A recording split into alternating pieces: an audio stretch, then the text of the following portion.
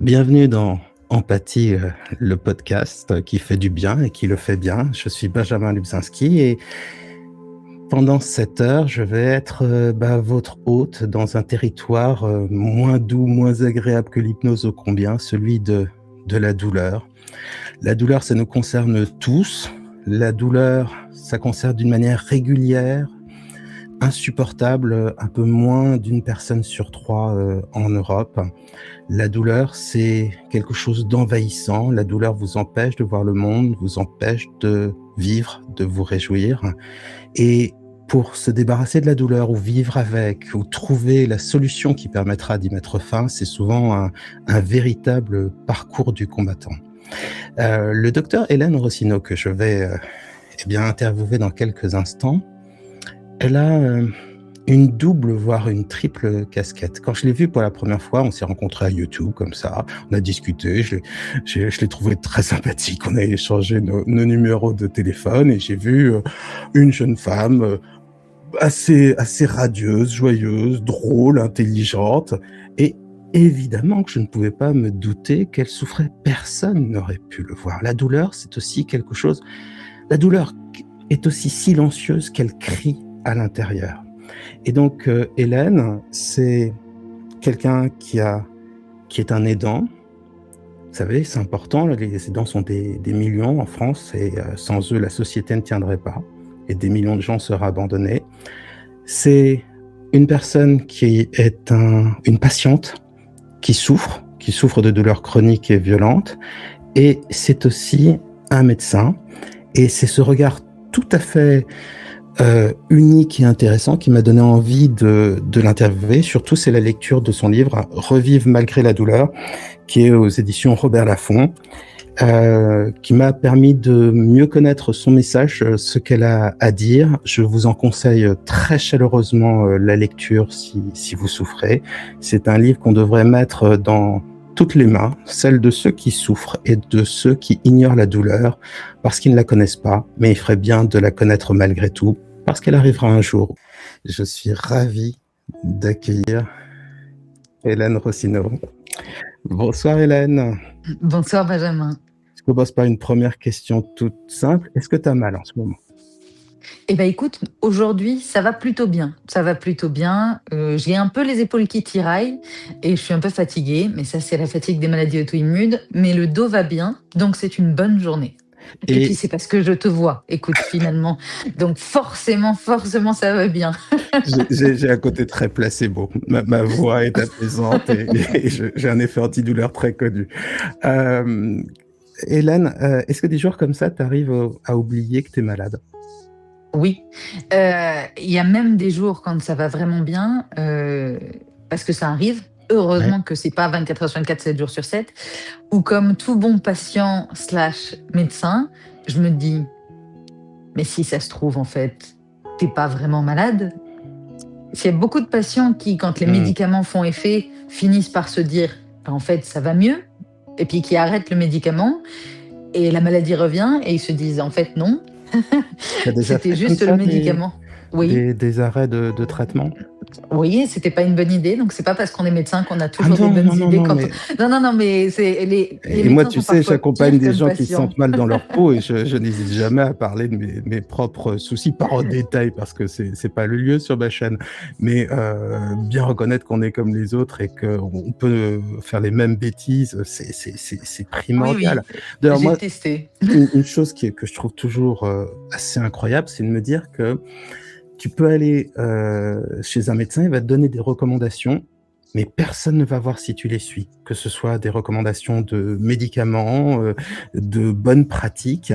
C'est-à-dire que on délivre une solution et elle n'est parfois pas suivie, et je trouve ça déprimant parce que comment savoir si ça marche si on n'a pas un suivi systématique derrière ? Je me souviens d'une époque qui est peut-être complètement fictive où le médecin revenait voir son patient. Alors là, ce serait impossible de nos jours, ça on est d'accord.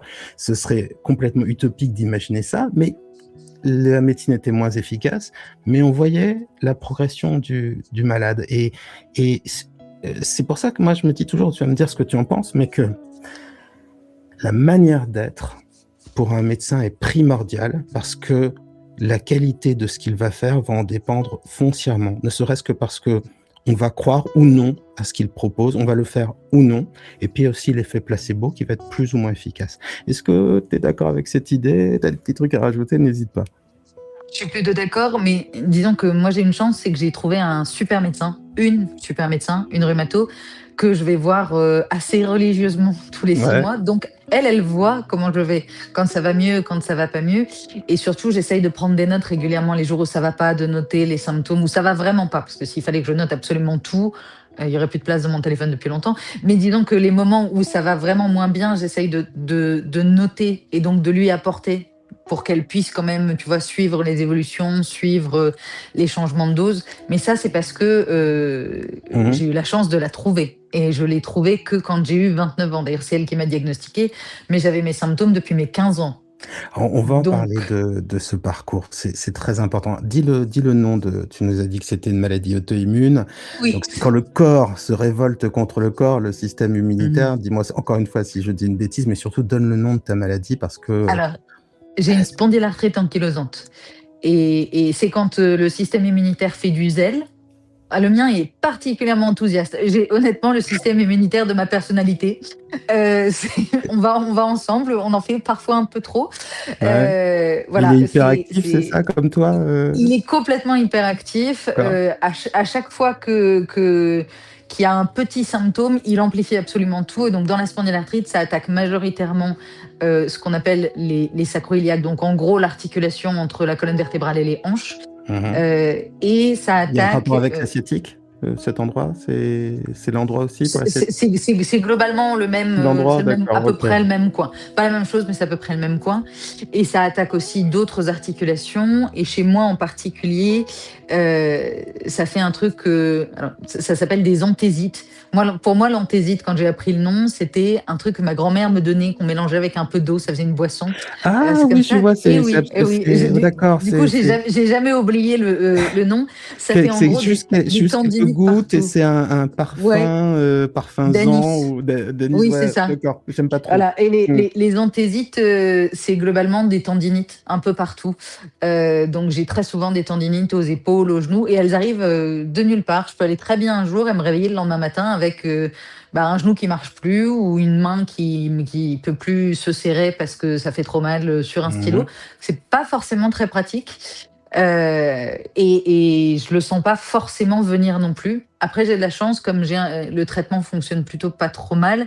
Les épisodes ne durent pas trop longtemps, mais ça reste surprenant pour moi et pour mes proches. Et c'est parfois compliqué du coup d'anticiper certaines choses. Je suis obligée à chaque fois que je fais quelque chose de prévoir un plan A et un plan B. Qu'est-ce que je fais si ça va vraiment pas? Est-ce que quand je donne une conférence, est-ce qu'il y a des chaises qui vont être dans le coin? Voilà, ça nécessite une organisation un peu précise, mais écoute, C'est-à-dire, un jour on t'es fait jeune, avec. l'autre t'es grabataire en quelque sorte. C'est Pardon pour le mot que exactement ça. j'utilise, mais D'ailleurs, non, bah, écoute, c'est tout à fait ça. D'ailleurs, pour la blague, il y a quelques années, j'ai fait une formation parce que j'ai été ouais. médecin en EHPAD et j'ai fait une formation de Donc les gériatrie. maisons de retraite pour ceux qui ne sont pas passés Voilà, à oui, la pour nouvelle les maisons de appellation. retraite. Ouais. Et j'ai fait une formation de gériatrie et on nous avait collé des simulateurs de douleur pour savoir à quoi ça ressemble d'être une personne âgée. Donc on avait des trucs à picot sur les genoux, sur les chevilles, sur les bras, dans le bas du dos, enfin pour simuler de l'arthrose. Et on voulait nous montrer à quel point c'était difficile de se relever après une chute. Et donc Ouais. on avait tout le barda sur nous et on m'avait collé par terre et je me suis relevée en 10 secondes en disant c'est pas si compliqué votre truc, et les gens ils étaient toujours par terre. Et en fait j'ai réalisé que j'avais juste pris de l'avance parce que les picots qu'on avait dans le bas du dos en particulier, dans les genoux et tout, c'était nettement moins pire que ma spondylarthrite. Donc je me suis dit écoute, voilà, t'as toujours été précoce, t'as 80 ans de manière précoce, t'as 80 ans à 35 ans, T'as eu une c'est formation aller voir fakir le bon côté des grâce à choses. ta Voilà. maladie. Tu savais déjà supporter les clous et c'est bien des sortes d'armures où tu es entravé, c'est ça? Non seulement tu as Oui, c'est mal, mais en ça, plus ça limite c'est les ça. mouvements. C'est hyper Mais important parce mais que nous aussi, on fait ça avec la spondylarthrite. Nous, on rouille, donc ça tu te colle. sens rouillé? Ouais, mais Ah la oui, douleur, on rouille. tu ne l'as pas encore décrite. C'est quoi? C'est des coups de couteau au niveau des articulations? Ça irradie comme quelque chose Eh ben, d'acide et violent? ça C'est dépend de quoi? l'endroit, en fait. Dans le dos, c'est comme si tu avais un couteau, mais qui était coincé. C'est-à-dire que surtout le matin. Mmh. Le matin, on rouille. D'ailleurs, ça s'appelle le dérouillage matinal. Il y a des matins où on met D'accord. 5-10 minutes à se dérouiller, il y a des matins où on met 1 heure. Il y a des matins où mettre ses chaussettes, c'est compliqué parce que le sol, c'est bas et les pieds, c'est étonnamment loin. Ouais. Pourtant, Dieu sait que je suis pas Claudia Schiffer, j'ai vraiment pas des longues jambes, mais quand même, se pencher en avant pour mettre ses chaussettes, parfois c'est compliqué. Oui, c'est une histoire de Dans ces proportion bras et jambes, hein. C'est pas uniquement, Voilà, dans ces cas-là, ouais. l'impression, c'est vraiment que quand je dis la douleur, c'est un couteau, mais il est coincé. Ça bouge pas en même Coincé temps. entre 2 Alors que, articulations, c'est ça, ouais, c'est presque? ça, comme si c'était coincé dans le bas de la colonne vertébrale, dans D'accord. les hanches. Alors que par contre, quand c'est dans les articulations, ça brûle plutôt. Et les tendinites, il y a beaucoup de gens, je pense, qui nous écoutent ou qui nous regardent, qui ont déjà eu des tendinites. C'est la même Mmh. douleur qu'une tendinite habituelle, parfois plus forte, mais elle est surprenante parce qu'elle arrive de manière très rapide. Normalement, les tendinites, ça met des semaines avant d'arriver. Il faut des Mmh. gestes répétitifs. Nous, il suffit, tu m'envoies faire du tennis un après-midi, je reviens avec une tendinite à l'épaule. Et tu fais du C'est, tennis? Ou tu es bah, devenue plus peureuse? non. Alors le tennis, malheureusement, je sais qu'à chaque fois que j'y vais, Ouais. je reviens avec 10-15 jours de douleur derrière. Donc le tennis, j'ai laissé tomber. Mais par contre, je fais du sport très régulièrement. J'aime beaucoup. Je nage, je marche, je fais de la rando. Mais c'est à mes risques et périls. Il y a des fois, ça marchera très bien. Il y a des fois, ça marchera D'accord. pas. Mais la spondylarthrite, ça nécessite de faire du sport parce qu'en fait, quand on ne bouge pas, on rouille. Et quand on bouge trop, on s'enflamme. Donc il faut trouver le bon équilibre. Il faut toujours Mmh. continuer à bouger, mais juste si on bouge trop, le système immunitaire, il n'aime pas non plus. Voilà, donc on apprend, on Tu teste l'as et puis. trouvé parce que tu t'es, auto-observé ou parce que tu as eu Mhm, bon mhm. kiné ou parce que tu as trouvé des activités qui correspondaient à ce qu'il te fallait? Qu'est-ce que tu La as fait pour spondylarthrite non, ou pour les. l'activité physique, je parle de l'activité Ah, physique parce que ce que tu me dis, cette sorte de alors déjà pour beaucoup de problèmes physiques ou mentaux, la sédentarité, engendre la douleur qui renforce la sédentarité qui renforce la douleur. C'est presque aussi vrai souvent du mal de dos que de la dépression. Donc dans ton cas, comment est-ce que tu as réussi à trouver, à rester dynamique alors que franchement, je pense que quand tu as mal, tu as juste envie de rester dans ton lit avec ta couette? Heu, c Comment tu as fait toi pour trouver ton équilibre qui te permet de littéralement d'avancer quand même? alors je me suis quand même vite rendu compte que effectivement, quand tu as mal, tu as envie de rester dans ton lit, mais le problème, c'est que quand tu restes dans ton lit, tu as plus mal. Ouais. Donc, et d'ailleurs, il y a plein de moments où je suis crevée et où je me dis, il faut que tu choisisses. Surtout quand je reviens d'endroits où il y a du décalage horaire ou des choses comme ça. Dis, tu vas passer quasiment 24 heures au lit, tu dors, tu rattrapes tout d'un coup, mais ton dos va détester ça. Donc, le lendemain, tu te débrouilles. Même si tu es courbé en deux, tu vas marcher, Mmh. tu vas faire quelque chose, mais il faut te dérouiller. Mais j'ai toujours adoré le sport. Donc, j'ai plutôt été extrêmement frustrée d'éliminer des activités physiques plutôt que de devoir en rajouter. Je fais partie de ces gens qui préféraient de loin me retrouver avec un genou flingué du jour au lendemain plutôt que de rester coincé chez moi. Ça, c'est le côté Mmh. hyperactif.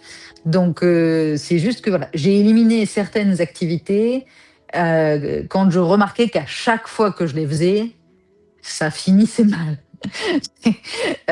Voilà, malheureusement, le tennis en a fait partie, mais j'en ai fait toute mon enfance. La spondylarthrite est arrivée que vers 15 ans, donc bon. Après, en médecine, soyons très honnêtes, l'hygiène de vie n'est pas exceptionnelle, donc on n'a pas un temps de dingue quand on est étudiant, surtout les premières années, pour faire du sport. Donc je me contentais de marcher et d'aller à la gym, et déjà c'était pas mal. Hein. Ouais. Voilà, mais c'est quand je suis devenue interne que j'ai pu reprendre plus largement du sport que j'ai dû commencer à en ajouter et en supprimer, à faire des tests. Mais c'est comme toutes les pathologies, et de manière générale, c'est ce que je conseille aux gens de faire. Il faut apprendre à se connaître. On dit tout le temps qu'il faut bien manger, faire du sport, etc. Mais si c'est du sport que tu n'aimes pas et que tu te forces parce qu'il faut rester en bonne santé, déjà tu ne le tiendras pas et ça On ne est te fera pas d'accord. vraiment du bien. Donc voilà, je fais des tests sur moi, je suis mon cobaye préféré. Est-ce On que essaye. justement, devenir un cobaye et devenir, une patiente très, très tôt, est-ce que ça a fait de toi un meilleur médecin? Écoute, j'espère. En tout cas, ça a fait de moi un médecin qui n'a jamais toléré Mmh. qu'on ignore quelqu'un qui avait mal. Je me souviens que dans plein de gardes, je tournais en rond, en désespéré, en cherchant, en particulier aux urgences, des antalgiques, en disant: «Est-ce que quelqu'un peut prescrire?» parce que j'avais pas encore le droit de prescription, quelque chose au monsieur ou à cette dame, ils ont mal. Fait: «Oui, mais là, c'est pas des urgences». Je fais: «Beh, si, c'est des urgences, ils ont mal».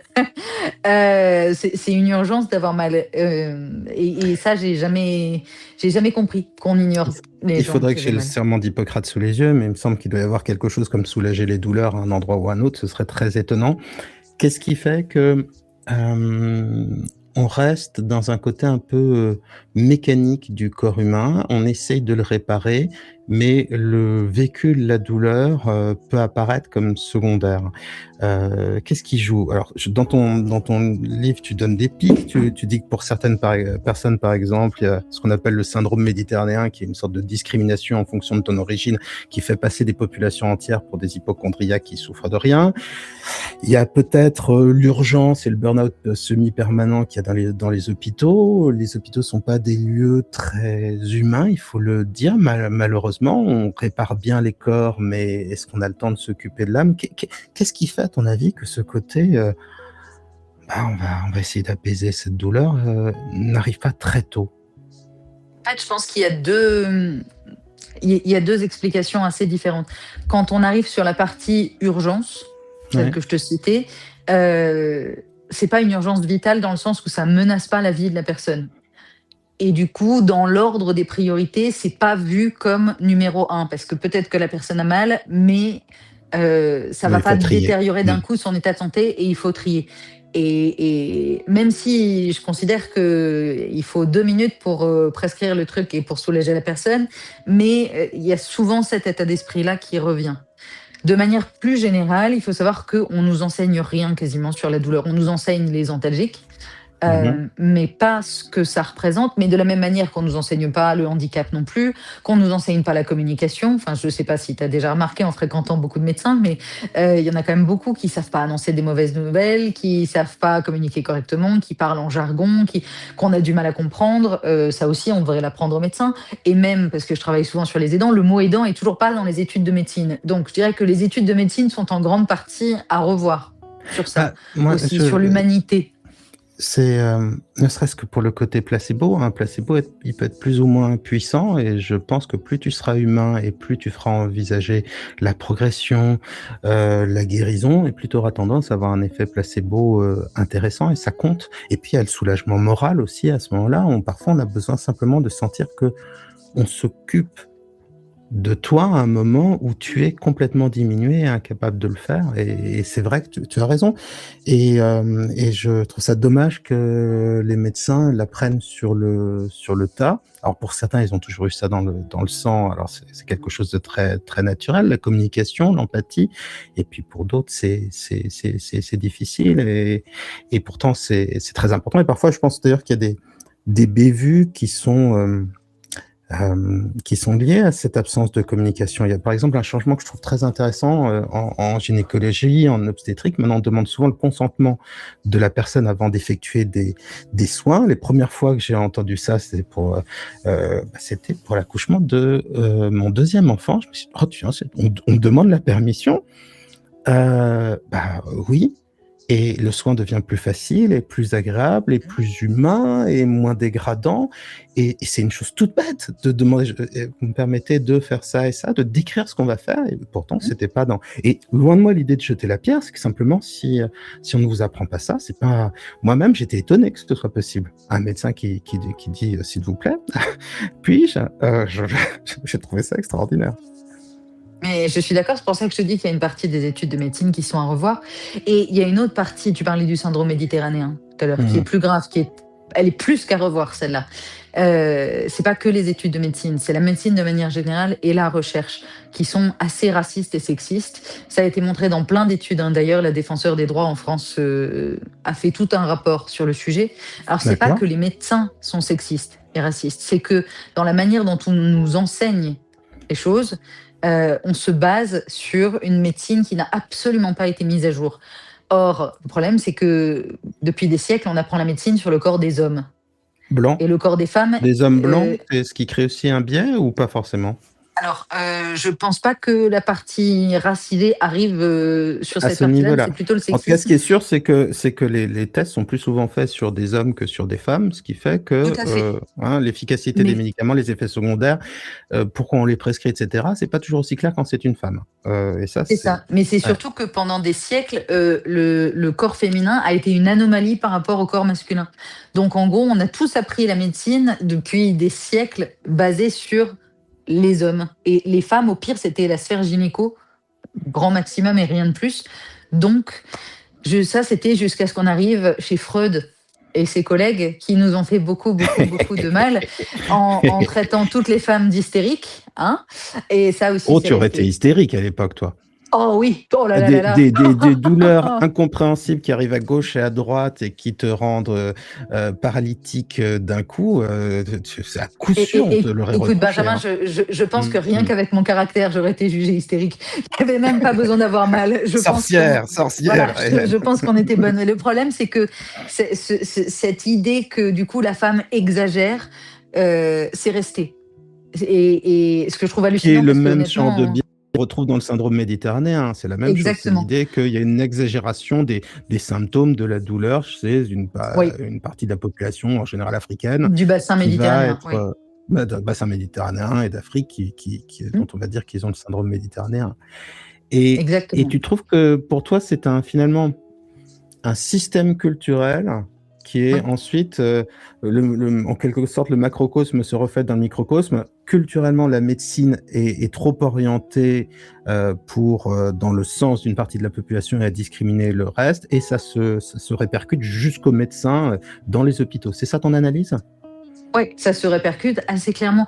Et pourtant, tu vois, regarde la recherche. Alors la recherche, elle aussi, tu l'as très bien dit sur les médicaments, elle a beaucoup favorisé les hommes, mais elle avance. Moi, je prends toujours l'exemple du col de l'utérus. Alors pour ceux qui nous écoutent et qui Mmh. savent pas ce qu'est le col de l'utérus, c'est Prenez en exemple le col de l'utérus, et c'est un très, très voilà, bon exemple. Vas-y, c'est Hélène. la partie de l'utérus qui s'ouvre globalement, qui se dilate pour laisser sortir l'enfant quand on accouche. C'est aussi par là, dans l'autre sens, qu'on place un Mmh. stérilet. Voilà. Et le col de l'utérus, on nous a toujours appris, moi j'ai appris en tant que médecin, qu'il n'y avait pas de nerfs dedans. Or, les nerfs, c'est ça qui permet la douleur. Donc, s'il n'y a pas de nerfs, il n'y a pas de douleur. Point. Physiquement, c'est impossible. Donc, D'accord, donc quand on en a quelqu'un se déduit, plaint de douleur à ce niveau-là, c'est forcément dans sa tête et elle est fautive. voilà, mais c'est surtout que sur la pose de stérilet, on en a déduit qu'il était Mmh. impossible que les femmes aient mal à la pose d'un stérilet. D'accord.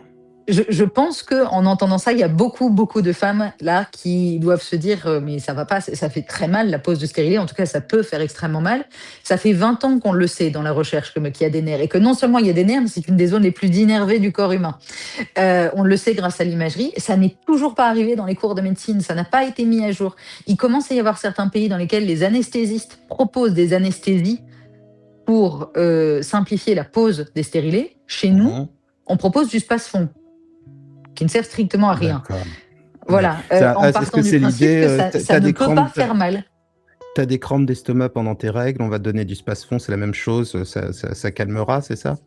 Ben, c'est surtout qu'ils partent du principe qu'on ne peut pas vraiment avoir mal, donc que ce qui va nous faire mal, c'est que l'utérus va faire des crampes, justement, après, entre guillemets, en réaction à l'existence du stérilet à l'intérieur. Alors que rien que le passage fait mal. Mais pour ça, il faut accepter qu'il y ait bien des nerfs et que donc l'anatomie, elle n'a pas changé, mais que nos connaissances ont changé. Et ça Pourquoi il n'a n'y a pas pas été mis à de jour pour beaucoup de médecins.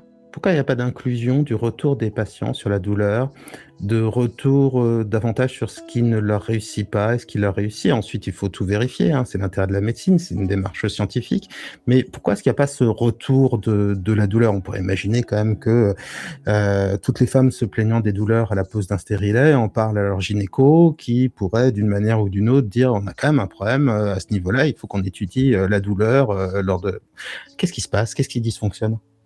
En théorie, c'est ce qui est censé se passer. Là, le problème, l'exemple est très précis sur la gynéco parce que c'est comme ça que ça a été enseigné. Donc, c'est pas qu'on doute de la douleur des femmes, c'est que techniquement, la théorie qui a été enseignée aux médecins, c'est que ça n'est pas possible.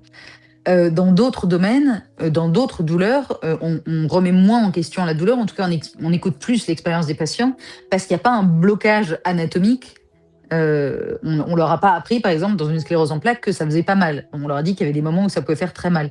Donc, ils écoutent plus facilement les retours des patients. Ça veut pas dire que c'est parfait, ça veut dire qu'on prend plus en compte les bonnes pratiques. Mais quand tu as un blocage directement sur ce qui a été enseigné, Hmm. eh ben, il y a peu de médecins qui acceptent de remettre en question l'anatomie, parce qu'on se dit que l'anatomie, elle a jamais changé, donc c'est de la Bah, il y manière dont on te l'a enseigné, et a puis voilà. l'anatomie, il n'y a pas les fascias qui sont des trucs qui ont été plus ou moins Mais découverts, c'est surtout redécouverts. que il y a 30 ans, on faisait pas d'IRM. Aujourd'hui, on fait des IRM et donc on sait très bien où sont les nerfs. Il y a 30 ans, on savait pas forcément où étaient exactement toutes les choses. C'est l'imagerie qui a changé notre connaissance de l'anatomie ces dernières années.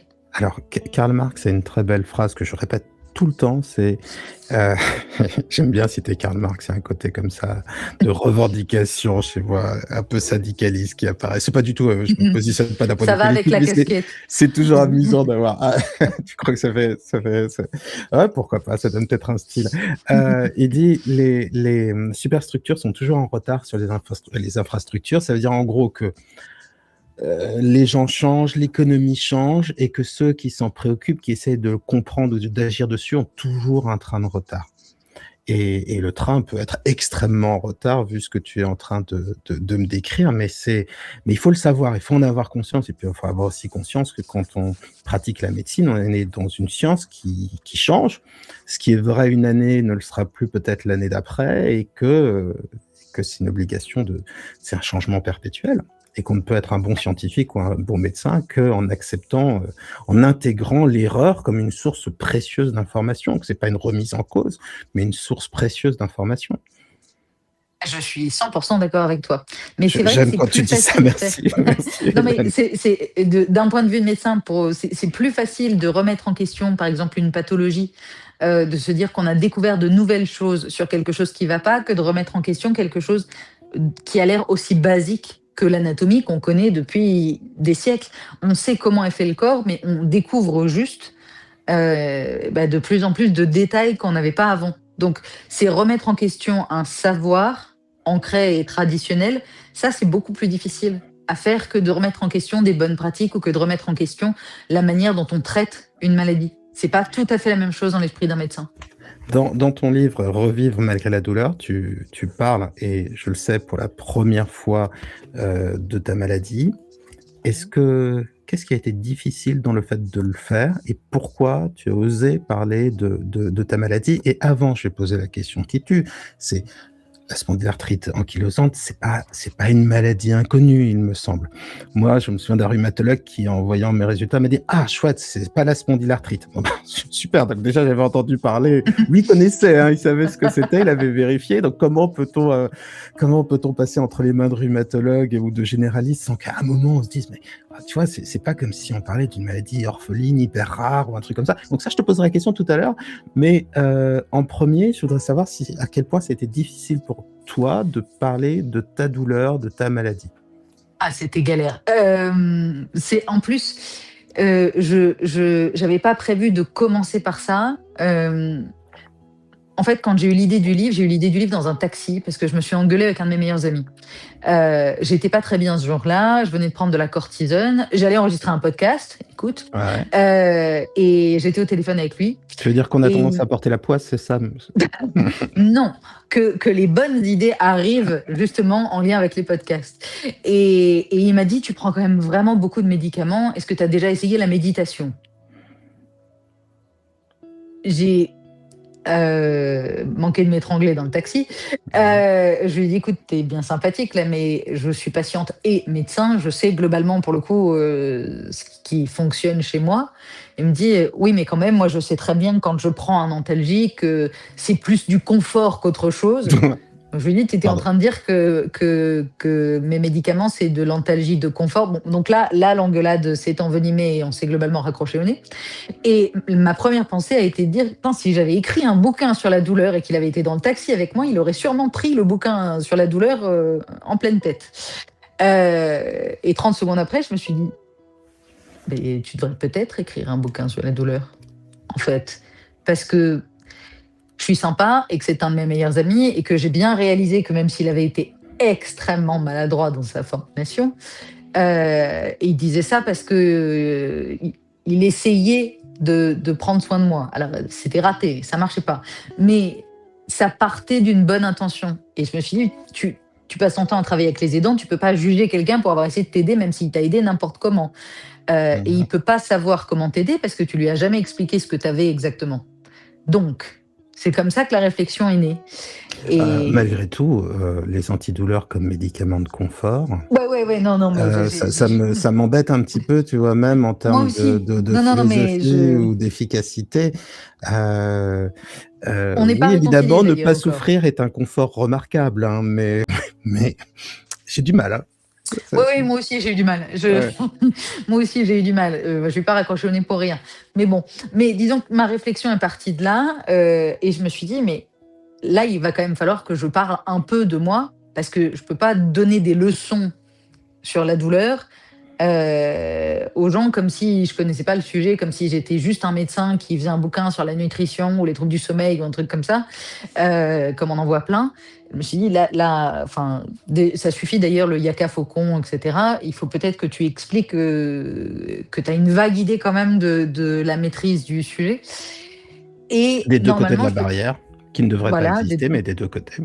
voilà. Et normalement, j'écris mes bouquins assez vite. Donc Mais j'avais qu'est-ce prévu qui fait que ça a été malgré tout difficile pour toi d'en parler? Qu'est-ce qui te gênait? Est-ce que tu avais l'idée que... Pardon de revenir là-dessus, mais je pense que c'est mais quelque chose d'important pour le vécu de chaque personne qui a de la douleur. Tu avais peur qu'on te voit comme une infirme et comme une malade plutôt qu'une personne. Tu avais peur de plus être considéré pas comme un médecin, mais comme un patient. Tu avais peur d'inquiéter des proches. Tu avais une sorte de pudeur qui faisait que tu te disais, mais ça, c'est mon corps qui marche pas, c'est ma honte, c'est le truc que je traîne avec moi. Qu'est-ce qui se jouait à ce moment-là? Alors, plein de choses. Plein de choses. Déjà, j'ai été médecin, enfin, j'y suis toujours, et c'était difficile pour moi de dire que j'étais aussi de l'autre côté de la barrière. Et puis, j'étais vue comme experte et je voulais pas que ça brouille le message. Et puis, D'accord. parce que j'aimais beaucoup le contrôle. J'ai dû travailler un peu sur ça parce que avouer que tout ne fonctionne pas à 100% tout le temps et partager un bout de ta vie privée en public, c'est littéralement abandonner tout contrôle sur ton Mmh. image et sur ce qui va être dit de toi. Et ça, pour Crois-tu que moi, ce c'était soit pas si facile. vrai que ça? Moi, j'ai tendance à croire que les gens sont très amnésiques à la douleur des autres. C'est-à-dire que si un jour tu souris, on oublie que la veille tu hurlais de douleur. Eh ben, écoute, je peux te dire que depuis que j'ai publié le bouquin, j'ai pas rencontré beaucoup de gens qui ont oublié ce que j'avais écrit. Eh ben, tant mieux. Donc, Eh ben, ah bah, bravo. Et je confirme, il est très bien écrit. Et c'est peut-être pour ça qu'ils n'ont pas oublié ensuite. mais du coup, je me disais, j'ai grandi dans une famille, j'ai grandi un peu sous l'œil du public dans une famille assez politique, et du coup, on m'a toujours appris à ne rien dévoiler, tu vois, à être regardé tout le temps. Ton, Donc pour moi, ton c'était papa était, très... pour que les gens soient pas obligés de googler ton nom, ton papa Oui, était maire ou quelque chose comme ça, ou député? mon papa était maire de ma ville. D'accord, Et ok. donc, du coup, pour moi, c'était complètement pas naturel de dire quoi que ce soit de privé en public. Et en plus, c'est clair que j'avais pas très envie de montrer que j'étais malade parce que je me disais, mais c'est une faiblesse.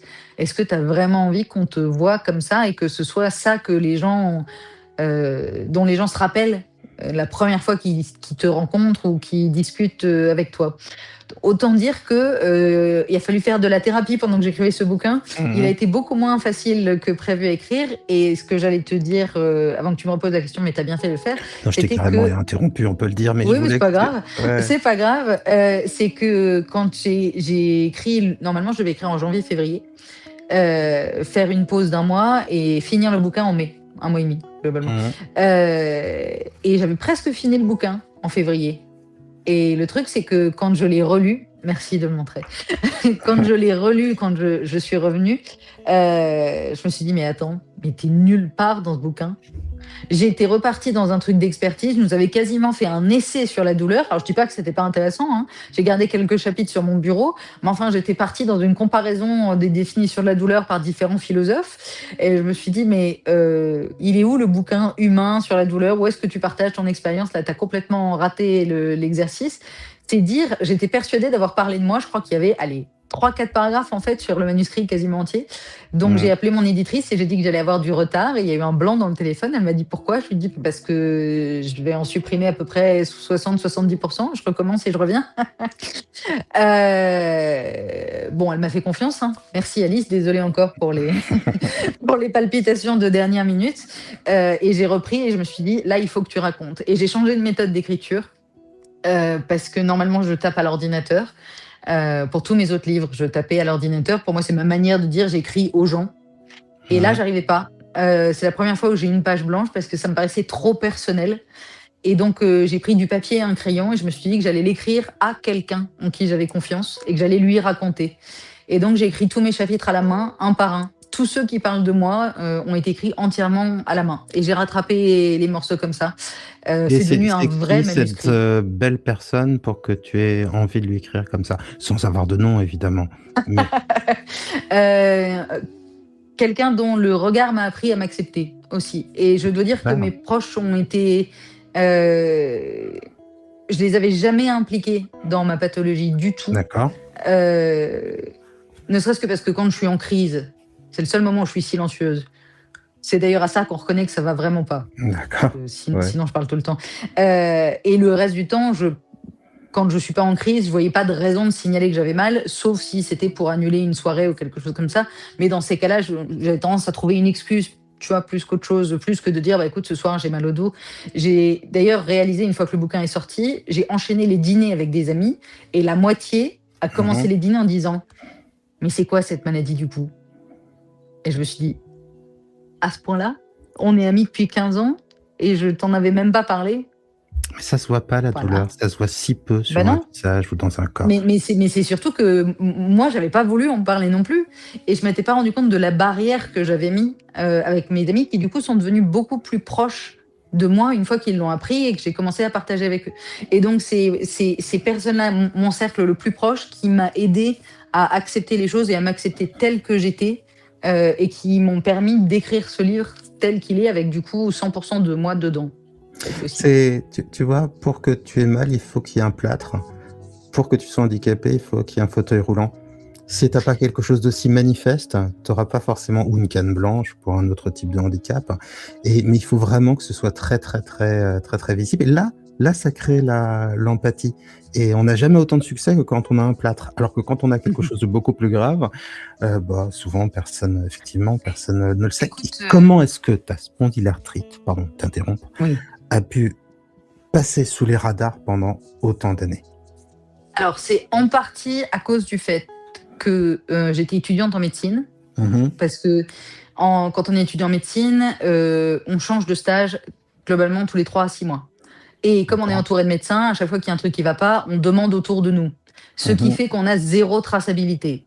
Ça, c'est pas bien. On n'a pas de médecin généraliste qui est là pour noter les symptômes les uns après les autres.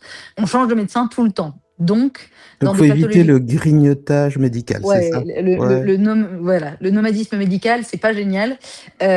Surtout quand on est dans une pathologie compliquée comme la mienne, avec des symptômes qui sortent un peu de nulle part et qui ne semblent pas extrêmement cohérents les uns avec les autres. Ça, c'est c'est la vraiment première partie. c'est encore une fois, c'est quand même une maladie connue, c'est le tableau Attends, mais c'est symptomatique. pas, c'est pas si connu que ça. Il y a 200 à 300 000 cas seulement en France. On est quand même 67 millions d'habitants. C'est quand même pas beaucoup, beaucoup non plus, hein. Ouais, mais c'est un truc que tu Non, non, connais. c'est, Enfin non. rhumatologue ou c'est un truc que tu connais de nom, non? Ouais, mais en plus, c'est une maladie plutôt masculine pour le coup. Ah! Euh, Bah tiens. Voilà, il faut bien une fois de temps en temps qu'il y ait quelque Ah chose non, plus c'est pour pas les ça, hommes que c'est pour que les femmes. peut-être que justement, tu n'as pas été identifié parce que c'était plutôt un truc d'homme et que donc ça Ah non, ne non, créait pas une intuition de ta maladie. c'est juste que statistiquement, il y a beaucoup plus d'hommes, pour le coup, c'est 2 tiers, 1 tiers. Donc il y a beaucoup plus d'hommes qui l'ont. Et chez la femme jeune, c'est pas. En plus, 15 ans, c'est très tôt pour commencer une spondylarthrite. Donc c'était vraiment pas les premiers diagnostics. Et en plus, D'accord. à la décharge des premiers médecins qui m'ont vu, j'ai commencé par les symptômes foireux. C'est-à-dire que habituellement, la spondylarthrite, elle commence quand même plutôt par les douleurs qui sont très reconnaissables au niveau des lombaires D'accord. et des hanches. Et moi, j'ai pas du tout commencé par ça. Moi, j'ai commencé par le truc complètement foireux quand j'avais 15 ans. J'ai commencé par les tendinites. J'ai commencé par la tendinite au poignet à droite, puis au coude, puis à l'épaule. Je pouvais plus tenir mon crayon. Du coup, j'avais des tire-temps tout le temps et personne ne comprenait pourquoi je pouvais pas tenir un crayon. Parce que D'accord. une tendinite, ça se voit pas. On m'a forcé à écrire du bras gauche. Résultat des courses, 2 semaines après, j'avais la même, mais à gauche. On Mhm. m'a collé des orthèses, mais parce qu'on savait pas ce que j'avais et qu'on s'est dit que si on m'immobilisait, ça aiderait peut-être. Ça a Non servi plus. strictement à rien, mais bon. Donc je reconnais que pour un début, ça faisait très Dr House et que c'était vraiment pas les symptômes les plus D'accord. simples. Ça faisait pas spondylarthrite. Alors après, les premiers médecins que j'ai vus, le premier que j'ai vu m'a appuyé à quelques endroits sur le corps en quelques minutes, m'a dit bon, alors vous avez une fibromyalgie, mais ça se traite que par antidépresseur et vous avez 15 ans, donc en gros, on peut rien faire. Ok, donc là, tu désespères le patient, tu le mets dans un cul-de-sac, tu lui dis c'est grave, on peut pas vous soigner, c'est foutu, cherchez pas ailleurs. Il y a Voilà. rien de Alors, mieux pour être désespéré après. après, c'était il y a 20 ans. C'était il y a 20 Alors, il ans. y a 20 ans, alors, il faut reconnaître quelque chose à ce monsieur, c'est qu'il était sensible à la fibromyalgie il y a 20 ans. Oui, Tout le monde et honnêtement, il s'est planté, mais on se plante tous, et je lui en veux pas du tout parce que même s'il m'a diagnostiqué rapidement, j'ai été suivie par son équipe, ils étaient super, et les médecins ont le droit de se planter aussi, c'est humain. Non, mais on en revient à Euh, l'idée de communiquer. Non, mais ça, je lui jette pas je lui jette pas la pierre. Je connais pas ce monsieur. Je sais pas si c'est pas un mais excellent c'est juste que médecin par par rapport au hasard. médecin d'après, qui était un crétin complet, que lui, par contre, Non, mais lui, il pouvait te dire voilà. simplement, toi, il pouvait te dire la même chose. Il pouvait te dire, écoutez, j'ai la suspicion que ça pourrait être une fibromyalgie. La fibromyalgie, c'est des douleurs qu'on connaît encore assez mal, et c'est quelque chose qu'on fait quand on n'a pas trouvé une autre. J'imagine, c'est une sorte de diagnostic qu'on donne quand on n'a pas trouvé d'autre cause. À l'époque, c'était Et ça. Il me l'a dit, cette phrase-là. Il m'a dit, on ne sait pas trop ce que c'est, mais on appelle ça fibromyalgie. Et donc C'était à voilà, vous avez l'époque. une fibromyalgie, la science progresse dessus, on sait que les antidépresseurs sont c'est ce qui marche le mieux, on va vous donner des trucs pour que vous ayez un petit peu moins mal, même en sachant que ce côté placebo, que sais-je. Et puis quand vous aurez 18 ans ou quand votre cerveau sera bien formé ou peu importe, je sais pas à quel moment, on vous donnera des antidépresseurs, ça vous fera du bien. En attendant, ce serait peut-être bien qu'on continue. Enfin, il aurait pu Oui. simplement formuler les choses pour pas te mettre Alors, dans un cul-de-sac. non, mais alors, sur le principe, je suis d'accord. Dans la vraie vie, c'était un chirurgien. Ah oh, d'accord. Ok. Voilà. Ok. Et sincèrement, il était adorable. Mais les chirurgiens sont pas connus pour être des grands Sentimentaux. communicants non plus, voilà, sentimentaux. C'était un chirurgien de la main, puisque j'avais commencé par ce truc bizarre des douleurs dans les membres supérieurs et dans les mains. C'est pour ça que j'avais atterri chez lui. Mais honnêtement, lui et son équipe avaient été super. Le mec d'après, parce que je suis allée prendre un deuxième avis chez un professeur parisien, bien mal m'en a pris. Ce type était un... Non, on est sur une chaîne en public. Un canard fini. Voilà, c'est ça, Voilà. exactement. Pauvre bestiole. Et encore, franchement, j'aime beaucoup les oiseaux. Mais enfin, on a tous compris ce que je voulais dire. Lui, par contre, quand je suis arrivée dans son bureau, le premier truc qu'il a dit, il a regardé mon dossier, il a regardé mes mains et mes orthèses. Il a dit, je vous donne la poubelle, vous pouvez les jeter, elles servent à rien. Et je lui ai dit, ok, mais du coup, enfin, on fait quoi? Et il m'a dit, bah, on fait rien, mais vous pouvez les jeter, elles servent à rien. Alors là, par contre, Ouais. Là, je suis partie en claquant la porte avec ma pauvre maman qui m'a suivie derrière moi parce que j'ai claqué la porte d'un sacré nombre de cabinets médicaux. Lui, je l'oublierai pas. Hein. J'ai pas oublié son nom, je l'ai jamais revu. Mais ça, c'était vraiment l'exemple de celui que je ne pardonnerai pas pour son comportement parce qu'il y avait zéro humanité dans tout ça. Soyons clairs, c'est pas une charge contre les médecins en général, mais ça souligne quelque chose qui est primordial, c'est qu'un diagnostic, ça ne suffit pas. On peut se tromper aussi pour les deux. Soit il ne savait pas, soit il se trompait de diagnostic. Et que d'une manière ou d'une autre, il faut apprendre à organiser son discours vers la guérison ou un espoir. Parce que quand l'espoir est piétiné, c'est des chances de guérison en moins et c'est un vécu qui devient tout de suite intolérable. Donc, c'est Complètement. vachement intéressant. Dis-moi, dans ton livre, tu décris, alors vraiment, ça doit être un sacré pervers narcissique, mais ta ren- tu décris ton rapport avec la souffrance comme une rencontre, comme un compagnon, une compagne, à quelqu'un qui n'a pas énormément souffert, parce que sinon ça sert à rien de le décrire à des gens qui souffrent, ils savent très bien ce que c'est. Comment décrirais-tu, c'est quoi la douleur quand elle devient envahissante? Comment tu la décrirais? En fait, j'avais fait un parallèle effectivement avec, la première rencontre dans une histoire d'amour parce que, quand tu rencontres la douleur pour la première fois, la douleur, elle est quasi impossible à oublier. Au fur et à mesure du temps, tu t'habitues. Mais au début, comme quand tu rencontres quelqu'un, tu es absolument obsédé, tu penses à la personne tout le temps. Bah, la douleur, c'est pareil. Quand tu as mal quelque part et que tu pas habitué, c'est quasi impossible de te faire penser à autre chose. C'était pour ça que j'avais fait cette comparaison-là. D'accord. Heu, Après, ça devient, en fait, tu fais avec. C'est-à-dire que tu commences à augmenter ta tolérance. Quelque chose qui était, inoubliable, on va dire, 6 mois avant, au même niveau, tu vas te surprendre certains moments à y faire moins attention parce qu'il y a quelque chose d'autre qui aura pris ton attention. Ça veut pas dire que tu auras pas mal, hein.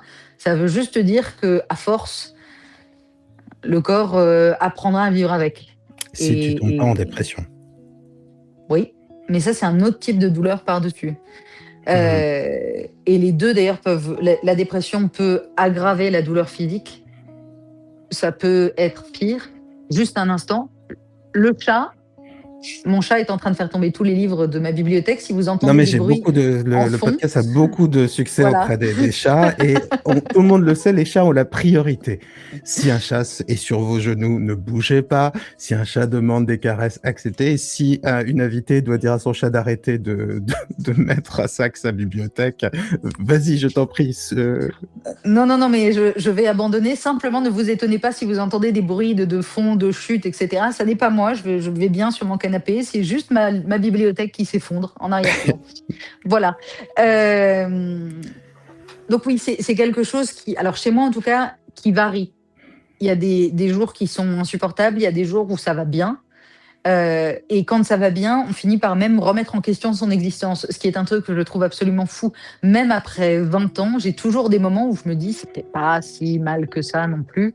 Même Mmh. quand j'écrivais le bouquin à la toute fin, je me disais Tu as eu l'impression d'être un imposteur à certains moments? un petit peu, Tu un petit peu, et puis après 15 jours à écrire mon manuscrit à la main, bah forcément les Ouais. tendinites sont revenues et j'ai commencé à me recouvrir de patchs, des patchs anti-inflammatoires sur la main, sur le poignet, sur le coude, sur l'épaule, devant, derrière, etc. Et je me suis dit, ouais, ok, c'est peut-être pas tout à fait normal non plus quand même, j'avoue, je reconnais. Et je me disais, mais c'est pas possible de se gaslighter soi-même comme ça.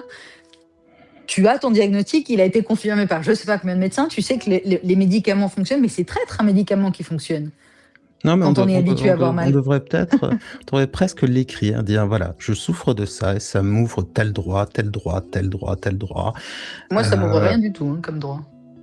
t'as pas ton petit badge handicapé pour pouvoir te stationner à un bon endroit. T'as pas de, Après, j'ai pas de voiture, du coup. tu fais pas, tu coupes pas les fils quand t'as mal pour aller dire. Techniquement, c'est vrai que je pourrais demander la carte station debout pénible. Je l'ai pas demandé, ne serait-ce que parce que j'ouvre la bouche en général et je réclame. Je C'est fais ça, office de. une grande gueule, ça Oui. ouvre plus le droit qu'une carte handicapée, hein, ça c'est sûr. Écoute, en vrai, je pense que c'est plus efficace parce que quand je vois le nombre de patients qui disent que on les a engueulés aux caisses des supermarchés, etc., je me dis qu'en fait, ma grande gueule est peut-être plus utile Bon, certaines fois malgré que... tout, c'est important de la réclamer, c'est important de la brandir quand il y a des abrutis qui ne comprennent pas Oui, que oui, le on est handicap peut être d'accord. invisible et la On est tout souffrance à fait plus d'accord. sournoise. Voilà. C'est un côté, tu vois, je pense que quand tu brandis ta carte comme ça, c'est un petit côté crucifix sur les vampires, ça a quand même Tada, tendance à les faire tada, reculer. tada. Bon, ok, c'est pas une carte, c'est les AirPods, mais... Euh, Coconut 949, c'est un pseudo évidemment, dit j'ai des douleurs de fou depuis que je me suis cassé l'épaule. Je suis en rééducation, mais je ne dors pas. Depuis, rien ne va. Et je voudrais profiter de cette question pour te Voilà, souvent quand on a une maladie, si elle n'est pas, identifiée très tôt, c'est un parcours du combattant. On attend les rendez-vous, on va de spécialiste en libéral en spécialiste en libéral, on se désespère, ça peut prendre des mois, des années et avec ça, évidemment, le moral n'est pas au beau fixe. Toi, ta Mmh. douleur, elle avait des variations, mais il y a des gens qui ont une douleur qui est permanente et certainement que ça crée, quand il y a jamais de répit, une usure qui peut être encore il s'agit pas de comparer 2 Ouais. types de douleurs, hein, ce serait Non! stupide. Mais certainement que ça participe aussi à une usure. Quels seraient tes conseils concrets pour un patient, pour savoir comment avoir le bon diagnostic et trouver aussi un soulagement à sa douleur? Quel serait le type de conseil que tu donnerais? Tu as vécu ces difficultés, tu les connais aussi de l'intérieur, tu sais comment le système marche. Bah, voilà, si je veux être malin, même si j'ai plus d'énergie parce que je suis épuisé au bout du rouleau, qu'est-ce que je fais pour, trouver mon foutu diagnostic? C'est-à-dire, c'est pas Docteur House qui vient à toi, c'est toi qui viendras à Docteur House. Comment je le fais pour trouver mon Docteur House? Si possible, avec un semblant d'humanité, ça ferait pas de mal. Et pour ceux qui ne connaissent pas les références, pour la génération Z qui écoute peut-être ce podcast, ça mérite encore d'être vu, donc n'hésitez pas à Oh voir non, la tu série veux Les dire qu'il y a 4 des gens qui connaissent pas Doctor House parce qu'on est vieux? Tu en doutes? C'est ça que tu essayais de Sans dire? doute, tu as un chat entre tes bras et mais moi je Oui. suis vieux. Moi, toi tu es jeune par rapport à moi. Moi je suis vieux, mais je sais simplement que on dirait The Good Doctor qui OK, parle oui. d'un médecin qui est autiste. Ce serait une référence plus contemporaine. Grey's Anatomy, ça existe encore. On pourrait le dire. Doctor C'est House, vrai. je suis désolé, il y a des gens qui ne connaissent pas ou qui voient vaguement ce que c'est, sans plus.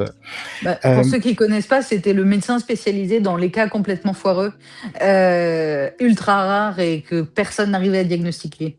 Ce qu'on appelle la médecine interne, si je dis pas de bêtises, c'est ça? Oui, c'est ça, mais avec une capacité d'humanité assez limitée quand même. Oui, qui compensait par la qualité de son diagnostic. Voilà, non mais Mais parce qu'on souhaite aux gens, je sais pas si je leur souhaite de rencontrer leur Docteur House, honnêtement, attends, parce que s'ils ont leur diagnostic, leur solution, on peut passer à autre chose. Ce qui est horrible, c'est de rencontrer quelqu'un qui a l'humanité du Dr House et qui n'en a pas les compétences. ouais, Ça, mais le c'est problème, vraiment... c'est que même quand tu as ton diagnostic, après, il faut faire le suivi, hein. Et le suivi par Dr House, si tu es coincé à vie avec un médecin odieux qui en a absolument rien à faire de toi, même Ah si tu as non, mais diagnostiqué correctement, je... allez, on va passer à un autre sujet parce que il ne fait pas le suivi, le Dr House. Il a des équipes pour le faire. Il y a les infirmières, il y a les autres Ah oui, médecins. pardon. C'est le Ah oui, chef de pardon. département dans un hôpital. Il ne s'occupe pas du suivi.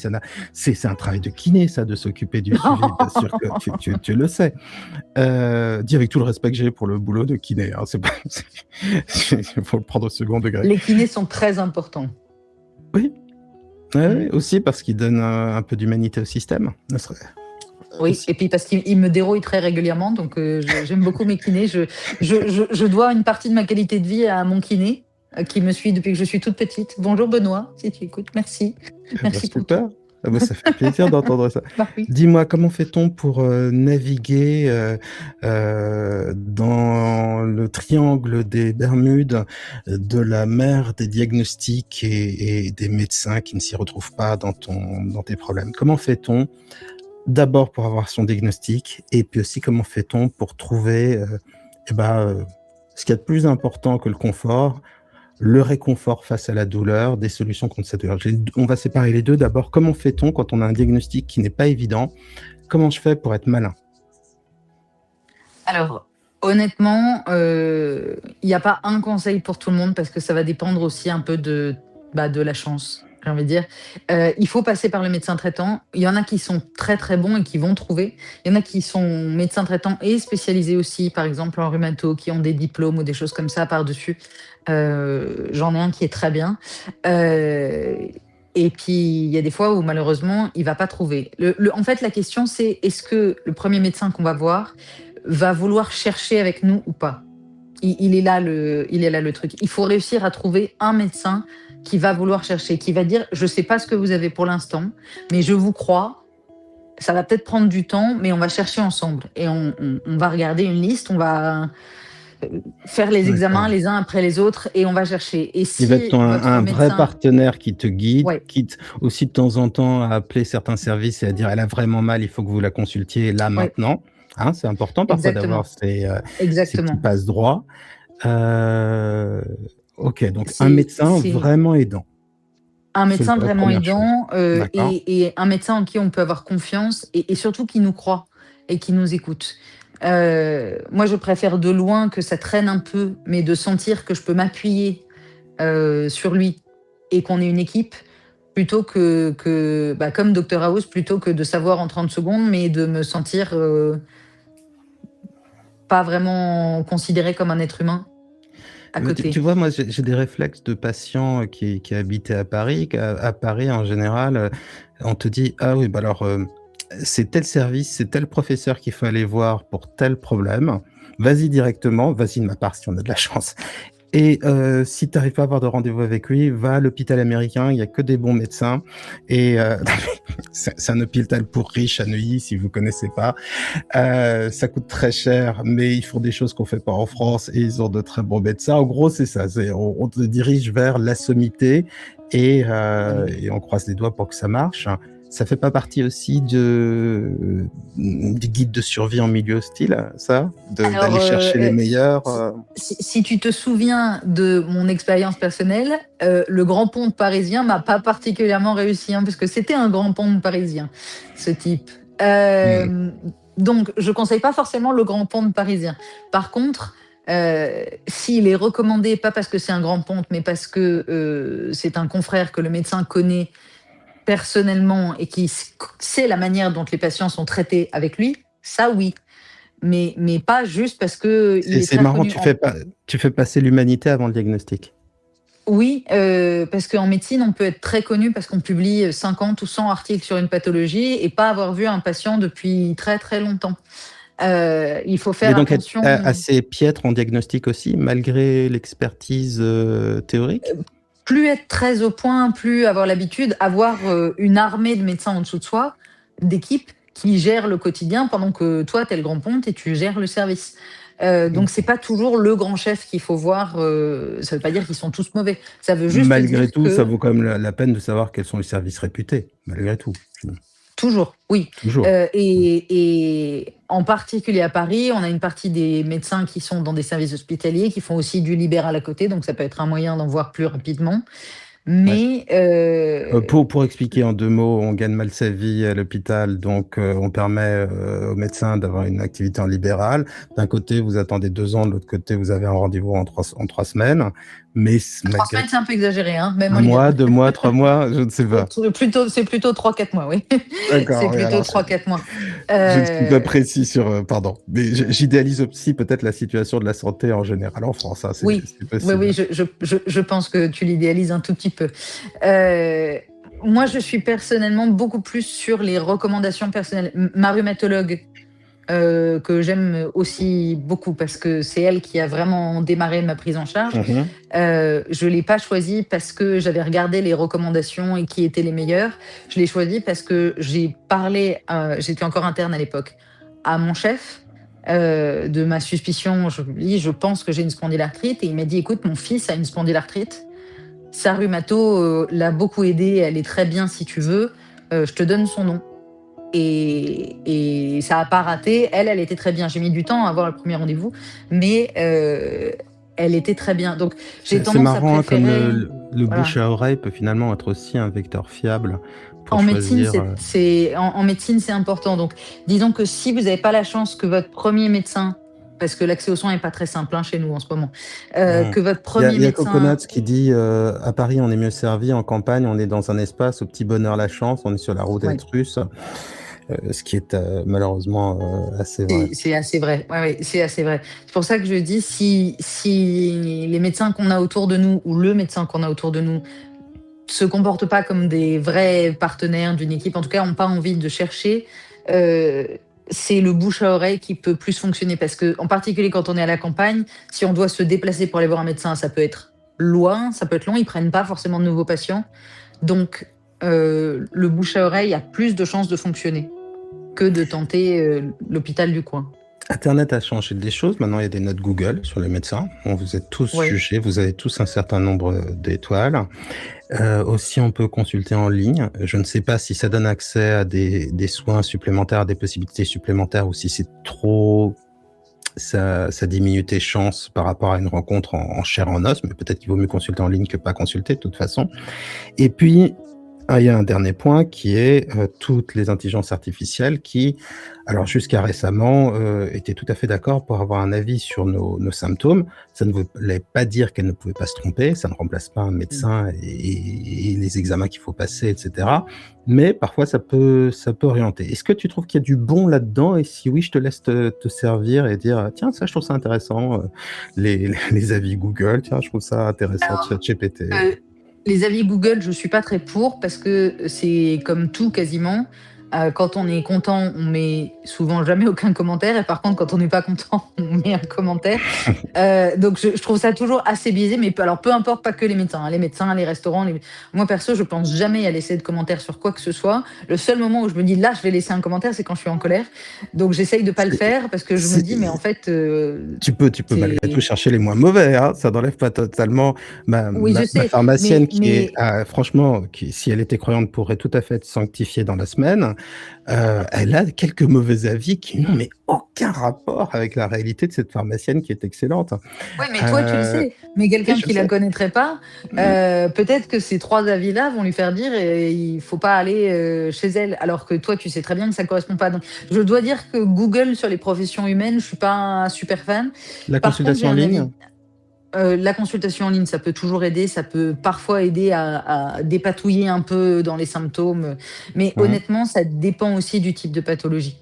Parce que quand je vois la mienne, le pauvre médecin sur une téléconsultation en 15 minutes, il aurait pas servi à grand chose, il aurait galéré plus qu'autre chose et je pense qu'on se serait regardé dans le blanc des yeux et il m'aurait posé plein de questions, j'aurais répondu, enfin, moi j'avais une liste de symptômes comme ça, mais elle était sur 15 ans. Donc, Ouais. Donc ça pourrait être sincèrement, tout, en fait. Mmh. voilà, je pense pas que ça aurait été très utile pour moi, mais ça peut l'être pour d'autres, donc je dissuaderai jamais personne d'aller consulter en ligne.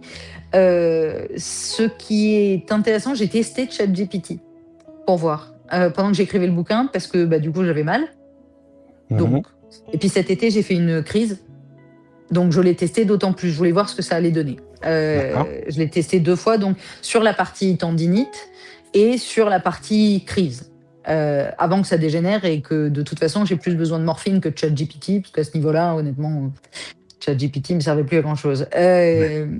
J'ai été particulièrement surprise du niveau d'empathie exprimé par ce truc. Ouais, hein. Il Parce y a que eu il y a eu un essai, il y en a pas eu 36, mais qui montrait mmh. que, par exemple, par rapport à des psychologues, l'empathie perçue dans les réponses était supérieure, Ah ben voilà, ce qui est la troublant. première chose que ChatGPT m'a dit, c'était que c'était pas dans ma tête, qu'il me croyait et que, on allait réfléchir ensemble, aux meilleures solutions et quand j'ai vu ça, je me suis dit: «Waouh, c'est exactement ce que j'aurais voulu entendre de la bouche, bah, de confrères sur ces 20 dernières années», et le fait qu'ils me disent que c'était pas dans ma tête, je me suis dit: «Mais» alors que j'étais en train de me gaslighter moi-même et de tester un peu pour voir, je me suis dit: «OK, si même le robot dit que c'est pas dans ma tête, c'est que c'est pas dans ma tête». Ce qui est complètement dingue, encore une fois, mais l'esprit humain est pas forcément très rationnel. Heu, les conseils étaient pas mauvais, mais pour le coup, je le disais moi en tant que médecin, parce que je l'ai analysé en tant que médecin. Il manquait quand même pas mal de choses. Moi, je pouvais compléter et j'ai envie de dire, étant médecin, il m'a rajouté des choses à ce que je racontais, mais la base venait de moi. Du coup, je l'utiliserai pas pour un diagnostic, mais par contre, ça peut aider à dépatouiller si vraiment aucun médecin ne trouve. Après tout, pourquoi pas. Mais Bah, par contre, il c'est-à-dire faut pas prendre que ça pour se diagnostiquer. Ça, on peut pas se non, non, mais fier. Et de de toute toute façon, façon, il pourra pas signer, ton ah non, ordonnance. mais puis alors, depuis il y a eu la dernière mise à jour, la 5.1, il a plus le droit. Il le dit très clairement parce que j'ai réessayé pour voir. Et là, il te dit, je suis pas médecin, je peux pas faire de diagnostic, je peux pas t'aider, je peux juste essayer de t'expliquer la pathologie ou la physiopathologie. C'est très Euh, intéressant. C'est très ah ben intéressant parce c'est, que c'est pas toujours un boulot qui est fait par, par le médecin qui n'a pas forcément le temps de faire ça. On est d'accord, et puis c'est pas toujours simple d'expliquer la physiopathologie aussi, mais après je passe mon temps à répéter à ChatGPT, je suis médecin, est-ce que tu peux machin chose. Donc, bah non, mais peut-être Ne que c'est me un prends hack. pas pour une idiote. Voilà, c'est ça. Non, non, mais parce qu'il me dit, je suis pas médecin, il faut que tu vas avec un professionnel de santé. Donc à chaque fois, je réponds, je suis professionnel de santé. Qu'est-ce que tu peux me dire, etc. Pour la crise, honnêtement, il n'a pas été utile du tout. Je savais comment la gérer. Je voulais juste voir ce qu'il allait répondre comme commentaire. Mais 3 jours après, j'étais sous morphine. Donc encore une fois, Tu n'avais pas cette scanné non plus ton partie-là, dossier, hein? non. Mais Non, je lui avais fait un récap quand même assez complet de tête d'accord. de ce que je pouvais avoir. Donc, on va dire que pour l'empathie, il a été utile. Pour les explications, quand je lui ai dit j'ai une spondylarthrite, etc., par exemple, quand j'ai commencé à avoir les tendinites sur le poignet, il m'a expliqué mécaniquement tout ce qui causait ces inflammations locales. J'ai appris des choses, moi, sur la physiopathologie, ce qui m'a permis, moi, de prendre des décisions et d'ajuster certaines postures, etc. Donc, les conseils pratiques n'étaient pas mauvais, mais il y avait déjà le diagnostic et c'était moi qui ai déduit, on va dire, les améliorations à faire des informations qu'il me donnait. Donc, c'était plutôt un partenaire pour moi, médecin, qu'un partenaire pour moi, patient. Ouais, mais pour le patient, je pense que ça peut être une bonne source d'indices ensuite à confronter à l'expérience médicale qu'il a.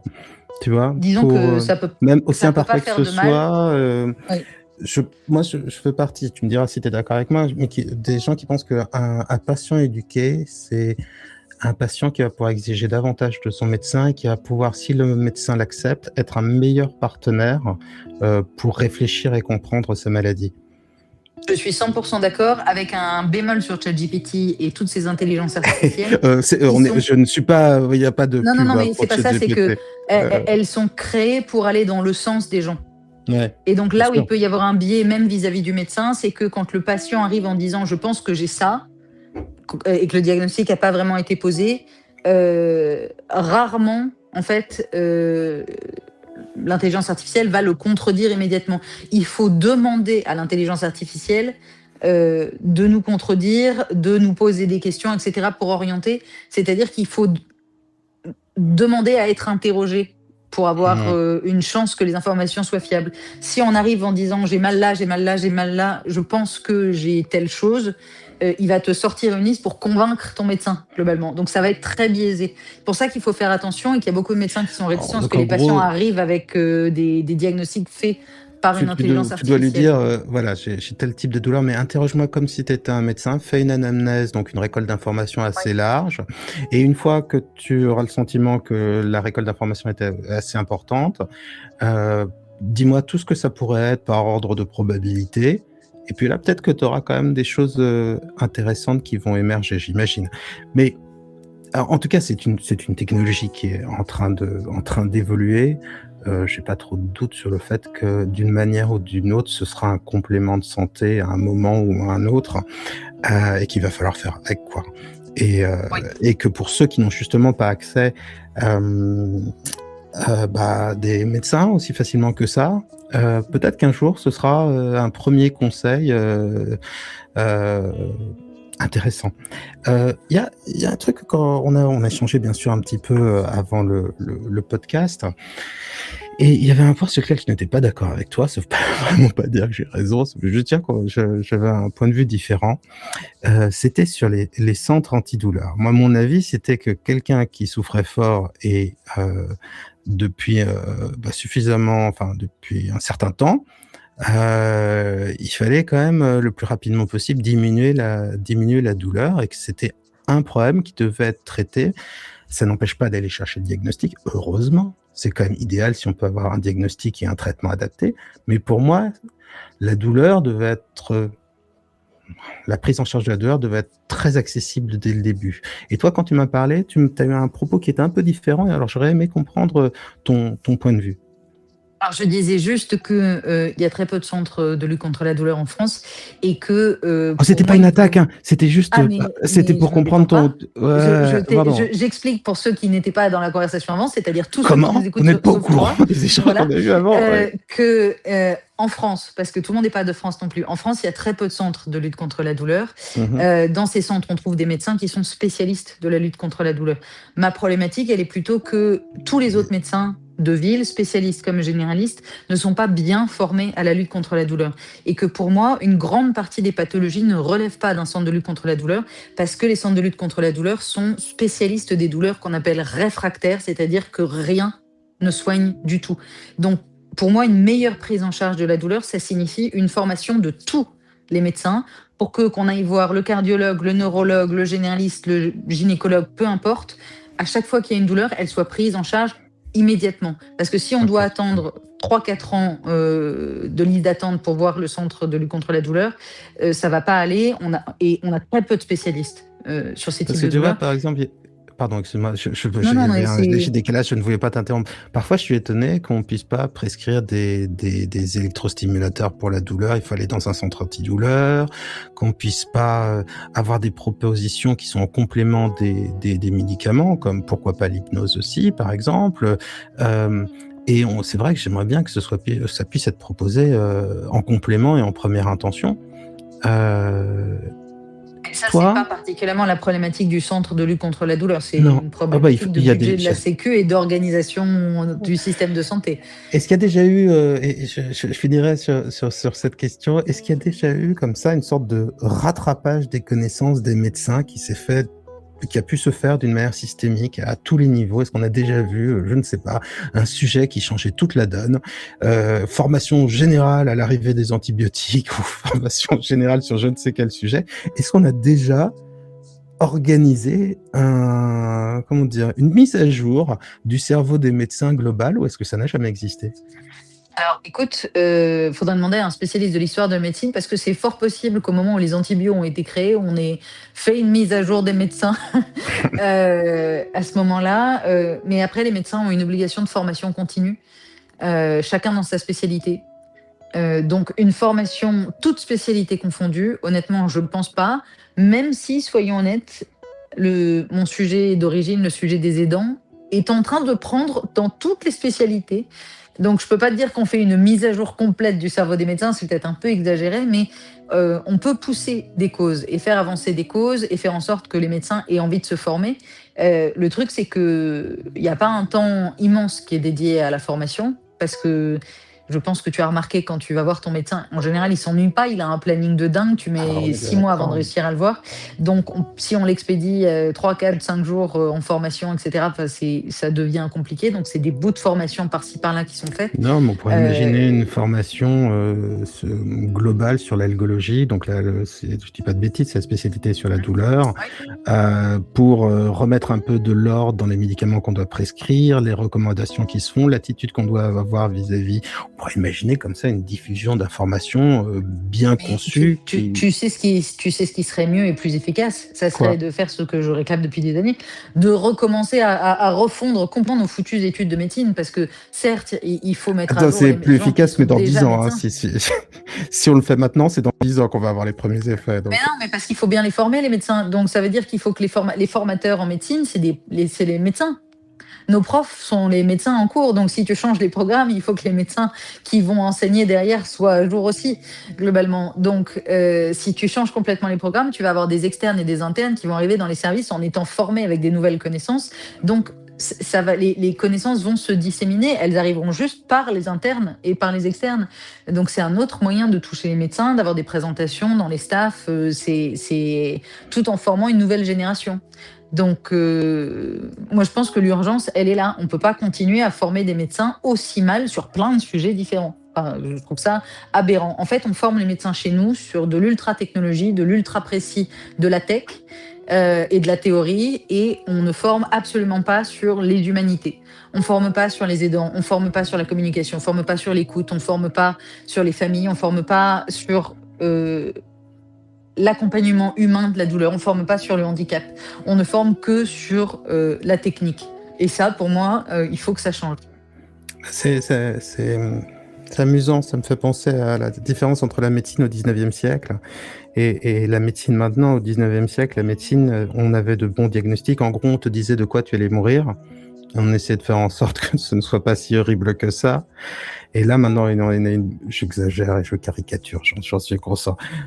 Mais là, c'est vrai que maintenant, on a une médecine qui est de plus en plus technique. Il faut de plus en plus passer d'examens et peut-être que la somme technique et l'importance d'être productif aussi, parce que un système de santé, c'est une problématique générale, globale, nationale. C'est difficile d'avoir un système de santé qui marche et qu'on peut rembourser et qui reste accessible. C'est vrai qu'il y a peut-être un petit peu d'humanité qui s'est perdue au passage et c'est bien dommage parce que je crois qu'il y a deux choses qui poussent en premier à aller voir le médecin. C'est un, la douleur, faut jamais l'oublier, c'est peut-être le point commun entre toutes les disciplines. Et deux, c'est le besoin d'humanité. Je suis d'accord. Merci beaucoup, Hélène. C'était vraiment Avec grand super de plaisir. pouvoir discuter avec toi. À tous ceux qui t'auront vu ou entendu, n'oubliez pas ce visage rayonnant. C'est celui. Mais non, mais c'est celui de quelqu'un qui souffre. Donc ça ne se voit pas la douleur. Il faut oser en parler. Et ben un médecin, ça se change. Quand on est face à quelqu'un qui vous met dans une impasse, eh bien, on va chercher un autre médecin et il ne faut pas avoir de culpabilité et il faut le faire jusqu'à trouver la personne, pour reprendre les propos d'Hélène, qui va être votre partenaire santé, quelqu'un qui va vous croire, vous accompagner et vous aider et qui le fera avec encore plus d'humanité qu'une intelligence artificielle. Et là, c'est le début de la guérison, ou en tout cas le début de l'apaisement de la douleur. Merci 3 fois pour ton témoignage. Merci en tant que médecin, merci en tant que patiente et merci en tant que aidante. Bah, tu sais, à t'écouter, il y a un petit truc qui a germé de plus en plus, je trouve, et c'est de l'espoir. Et Dieu sait que c'est une médecine dont on a toujours besoin. Merci beaucoup, Hélène. Merci à toi. Écoute, c'était le but du livre, de transmettre de l'espoir. C'est pour ça que je l'ai appelé comme ça. Donc voilà, si ça peut aider, je suis heureuse. Ben voilà. Vous retrouverez tout ça et plus encore dans le livre d'Hélène que je vais citer une dernière fois, Revivre malgré la douleur, aux éditions Robert Laffont. Et vous verrez son visage souriant encore une fois. On ne voit pas faut pas se fier à la couverture. On voit pas le visage qui grimace quand on a mal. Et ça, c'est bon de se rappeler de tout ce qui est invisible et qui pourtant a de l'importance. Merci beaucoup, Hélène. À bientôt, merci.